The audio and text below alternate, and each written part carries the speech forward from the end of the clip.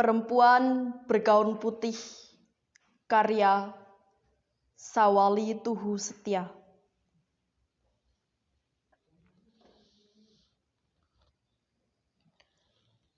Bulan sepotong semangka menggantung di bibir langit yang berkabut. Temaram. Angin malam bergesiut lembut, menaburkan hawa busuk kematian. Seisi kampung seperti tenggelam di bawah jubah gaib malaikat maut. Sesekali terdengar samar lolong serigala di hutan jati yang jauh, seperti memanggil-manggil arwah para penghuni lembah kematian.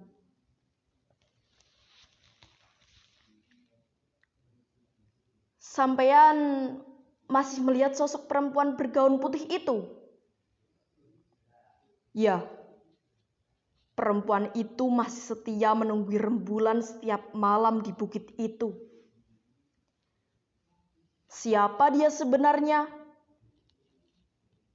Tak seorang pun yang tahu. Dia hanya dikenali sebagai perempuan bergaun putih. Sejak kapan dia suka menunggu rembulan? Sejak gadis kecil berkepang dua meninggal. Siangnya, tak seorang pun yang tahu. Dia akan hilang ketika embun pertama jatuh di pucuk-pucuk ilalang. Malamnya dia datang lagi di bukit itu. Ya, setiap malam. Meskipun rembulan tanggal tua. Ya. Masih setiakah ia menunggu rembulan yang dipujanya ketika hujan tiba? Ya. Adakah hubungan perempuan pemuja rembulan itu dengan lembah kematian? Tidak tahu. Ya, sudah hampir 3 purnama ini. Para penduduk kampung dikejutkan oleh kehadiran sosok perempuan bergaun putih. Tak seorang pun penduduk yang tahu siapa sesungguhnya perempuan bergaun putih itu.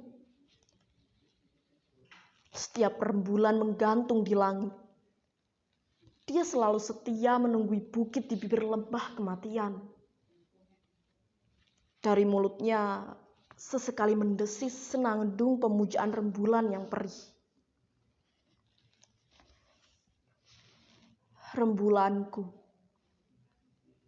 aku ingin bertemu. Bidadari yang memangku kucing, yang selalu mendongeng tentang dewa-dewi, yang berkisah tentang batin dan jiwa. Rembulanku, di sini aku kesepian, tersekap di tengah labirin cinta dan kerinduan. Kapan aku bisa bertemu dengan bidadari yang memangku kucing? Senandung pemujaan rembulan yang perih itu seringkali menghanyutkan mimpi para penduduk kampung ketika malam mencapai puncak kematangan yang sempurna. Oleh angin yang bertiup dari lembah kematian, suara senandung yang perih itu seperti diterbangkan menuju ke pintu langit hingga membahana ke seluruh penjuru kampung. Dengan nada yang lembut tetapi menyayat-nyayat rongga telinga. Menurut penuturan beberapa penduduk, perempuan itu berwajah rata, dengan rambut tergerai memanjang hingga menyentuh lututnya. Wajah perempuan bergaun itu selalu menengadah ke langit, menatap rembulan yang dipujanya. Apakah perempuan itu juga yang menggerakkan burung-burung gagak itu? Tidak tahu. Hantukah dia? Tidak tahu. Apakah dia membawa tongkat? Tidak. Sampean pernah mendekatinya? Pernah.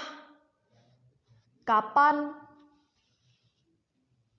Percakapan dua penduduk kampung di tengah kesunyian dan kesiur angin yang mencengkam itu tiba-tiba terhenti ketika segerombolan burung gagak berkauk-kauk berkelebat di atas bumbungan atap-atap rumah,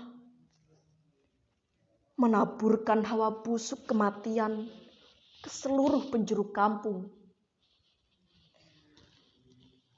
Konon, burung-burung gagak itu diyakini sebagai jelmaan arwah para penghuni lembah kematian. Para penduduk juga meyakininya sebagai pertanda buruk. Sebuah bencana akan melanda perkampungan di bibir hutan jati itu. Azan subuh menggema dari corong surau satu-satunya di perkampungan sunyi itu. Gemanya memantul dan menampar-nampar dinding bukit. Para penduduk tergeragap seperti digerakkan oleh sesuatu yang gaib.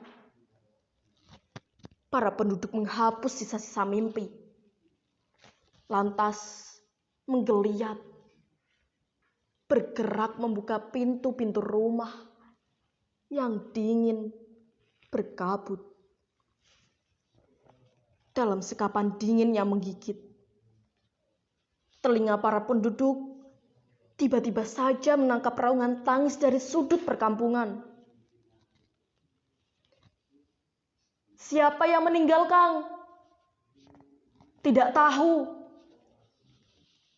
Siapa yang meninggal, Yu? Tidak tahu.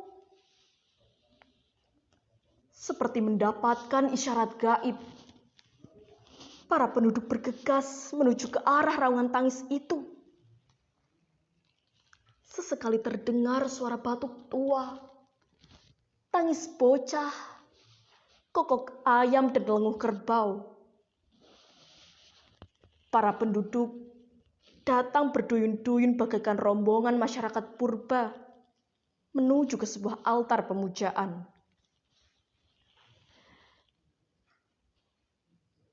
Kenapa kamu, Dok? Kenapa? Teriak histeris seorang perempuan separuh baya di tingkah raungan tangis yang membahana, memecah kesunyian pagi. Ayo, Dok, bangun! Teriak seorang lelaki separuh baya dengan suara tangis tertahan. Rombongan penduduk yang baru saja datang bersih desak mengerumuni seorang gadis kecil yang sudah tak berdaya. Bola mata mereka nanar, gagal membendung kawah air mata yang jebol di bendungan pelupuk mata. Tangis histeris bersambung-sambungan. Mereka menyaksikan gadis kecil yang biasa berdandan dengan rambut digepang dua itu sudah tak bernyawa. Tubuhnya terbujur kaku. Tak seorang pun penduduk yang bisa memahami kenapa gadis kecil berkepang dua yang suka memburu capung dan kupu-kupu ketika senja jatuh itu tiba-tiba harus meninggalkan kampung kelahirannya untuk selama-lamanya. Padahal senja tadi, gadis itu masih bermain-main dengan capung dan kupu-kupu. Rambut kepangnya bergulir ke kiri dan ke kanan setiap kali dia berlari. Bahkan, dia sempat meminta minum kepada seorang penduduk ketika rasa haus mencekik kerongkongannya. Gadis kecil itu anak perempuan Kang Badrun dan Yudarmi satu-satunya. 4 anaknya yang lain laki-laki yang sulit diharapkan masa depannya. Gadis kecil berkepang 2 itulah yang didambakan Kang Badrun dan Yudarmi dapat mengangkat martabat keluarganya.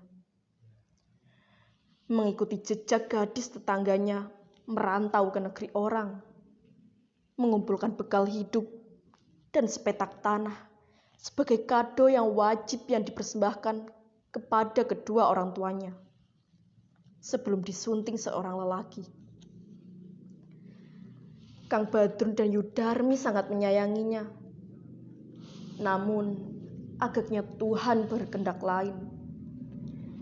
Harapan Kang Badrun dan Yudarmi terkubur sudah bersama jasad anaknya yang telah terbujur kaku, tak berdaya. Seperti biasanya, para penduduk bergegas menyiapkan upacara pemakaman. Hampir tidak ada seorang pun penduduk yang berangkat ke ladang atau berjualan kayu rencek ke pasar. Mereka suntuk meringankan beban duka yang tengah menjerat Kang Badrun dan Yudarmi. Hanya anak-anak pengembala dengan cambuk di tangan yang rutin menggiring hewan piaraan menuju ke sebuah lembah. Ketika matahari sepenggalah, para penduduk segera memberangkatkan jenazah gadis kecil berkepang 2 itu menuju lembah kematian. Di tengah kemiskinan yang melilit, kematian gadis kecil berkepang 2 itu merupakan malapetaka bagi Kang Badrun dan Yudarmi. Sempurnalah penderitaan hidup mereka. Setelah sekian tahun lamanya terbenam dalam lumpur kemiskinan.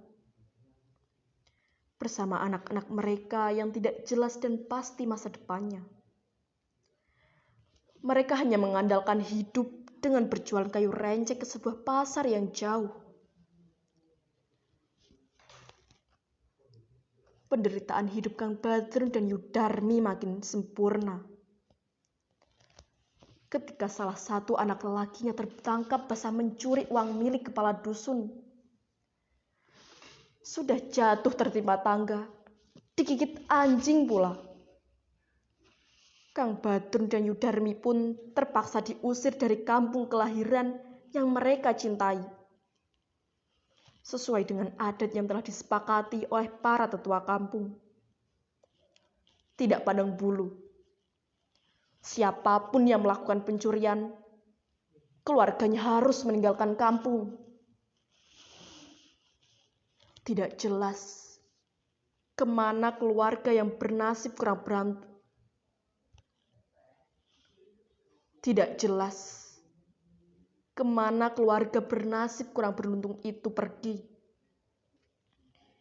Yang pasti, semenjak kematian gadis kecil berkepang 2 dan kepergian keluarga Kang Badrun, kampung bagaikan dipayungi jubah malaikat maut yang singup. Hawa busuk kematian tercium di setiap sudut dan pintu-pintu rumah para penduduk. Sejak saat itu pula, para penduduk sering terusik oleh kehadiran segerombolan burung gagak yang berkauk-kauk di atas bumbungan atap-atap rumah, yang membuat pori-pori mereka makin merinding. Hampir setiap malam, mereka menyaksikan seorang perempuan bergaun putih yang suka menunggui rembulan di bibir lembah kematian. Apakah perempuan bergaun putih itu jelmaan gadis berkepang 2 yang arwahnya penasaran? Tidak tahu. Tapi kalau dilihat potongan rambutnya sangat berbeda dengan gadis kecil berkepang 2. Perempuan pemuja rembulan itu berambut panjang hingga menyentuh lututnya. Tapi kenapa kok munculnya sejak gadis kecil berkepang dua itu meninggal? Tidak tahu. Kalau memang perempuan bergaun putih itu bukan jelmaan si gadis, kapan dan dari mana dia bisa begitu datang secara tiba-tiba? Tidak tahu. Percakapan dua penduduk kampung di tengah kesunyian dan gesiur angin yang mencengkam itu tiba-tiba terhenti ketika segerombolan burung gagak berkaok-kaok berkelebat di atas bumbungan atap-atap rumah, menaburkan hawa busuk ke seluruh penjuru kampung. Konon, burung-burung gagak itu diyakini sebagai jelmaan arwah para penghuni lembah kematian. Para penduduk juga meyakininya sebagai pertanda buruk. Sebuah bencana akan melanda perkampungan di bibir hutan jati itu. Para penduduk tersentak ketika mendengar kabar bahwa jumlah perempuan bergaun putih yang setia menunggui di bibir. Para penduduk tersentak ketika mendengar kabar bahwa jumlah perempuan bergaun putih yang setia menunggui di bibir lembah kematian itu makin bertambah setiap malam. Potongan tubuh, wajah, dan rambutnya sangat mirip. Para perempuan bergaun putih yang selalu menengadahkan ke langit menatap rembulan yang dipujanya itu terlihat samar-samar di bawah siraman sinar rembulan, sepotong semangka yang temaram. Terdengar senandung kor yang perih menggema dari pinggang bukit lembah kematian. Rembulanku, aku ingin bertemu bidadari yang memangku kucing, yang selalu mendongeng tentang dewa-dewi, yang berkisah dengan batin dan jiwa. Rembulanku, di sini aku kesepian, tersekap di tengah labirin cinta dan kerinduan. Kapan aku bisa bertemu dengan bidadari yang memangku kucing? Senandung pemujaan rembulan yang perih itu benar-benar menghanyutkan mimpi para penduduk kampung ketika malam mencapai puncak kematangan yang sempurna. Oleh angin yang bertiup dari lembah kematian, suara senandung yang perih itu seperti diterbangkan menuju ke pintu langit hingga membahana ke seluruh penjuru kampung. Dengan nada yang lembut tetapi menyayat-nyayat rongga telinga. Senandung kor pemujaan rembulan yang perih itu pun seperti hendak menjebol dinding dan batin jiwa para penduduk. Setiap malam, jumlah perempuan bergaun putih yang menengadahkan wajahnya ke langit itu makin bertambah.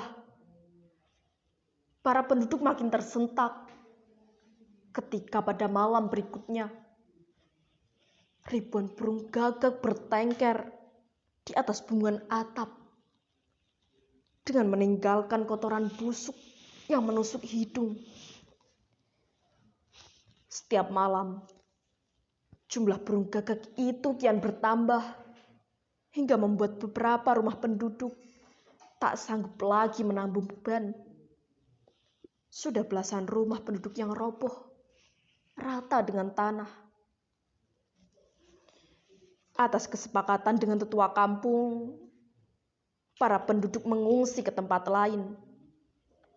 Mereka tak sanggup melawan ribuan burung gagak yang datang dan pergi secara tak terduga pada setiap malam.